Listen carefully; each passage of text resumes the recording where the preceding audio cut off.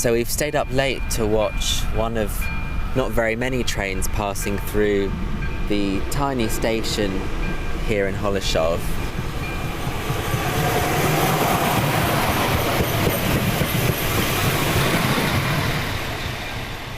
What was going through your mind as you saw that train go past? Well, it was from here by train that my great-grandmother Regina and her daughter Sophie and son-in-law Josef were deported. They were taken in January 1943. They were aware that they were going to Theresienstadt. They'd been told what the Nazi propaganda machine told them, that this was a place for the elderly, that they would go to an old age home, that they hoped that they would meet up with relatives.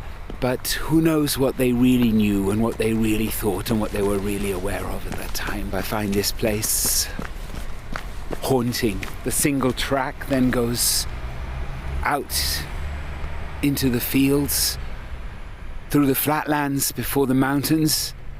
It's a tiny station. Whether they were on the platform or whether, like so often, the Nazis hid them in a nearby factory so that the townspeople wouldn't see and so that they would be uncertain of what was coming, whether they were in carriages or cattle trucks.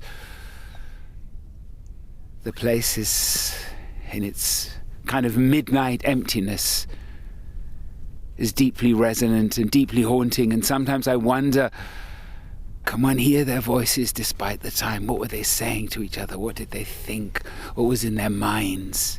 I mean, I know people who won't go on trains in the continent because the train tracks are felt to be so sinister. There was a point where it felt like all tracks lead to Treblinka or Majdanek or Auschwitz-Birkenau or Sobibor. It was in trains that people were overwhelmingly deported. The sound of the trains, the people packed into the cattle trucks, through that famous entrance, that iconic entrance into Birkenau, that there's a kind of strange horror to the chugging of these trains. And what those trains would have meant to people who watched them being boarded, saw the people crushed into them, the shutting of the doors, those who tried to throw postcards out of the window, who even jumped from them as they went past. And it could have been so different. So many families, including ours, wanted the destination of their journey out of their homes to be Britain or the United States or Palestine. They did. I mean, in a way, a telegram or a letter which Regina received in Berlin in 1938 from the Treuhandstelle. That was the organization you had to go through to apply for visas to British Mandate Palestine.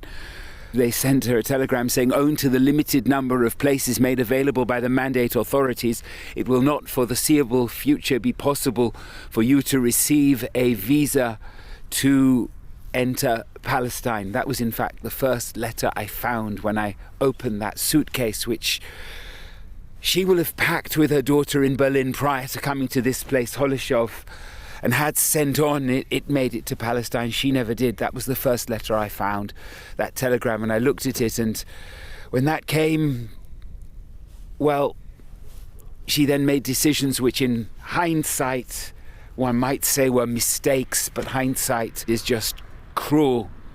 By the time papers did come through, the war had begun, and it was impossible for Regina to avail herself of them to get to Trieste, to get to the boat for which she had tickets to Haifa.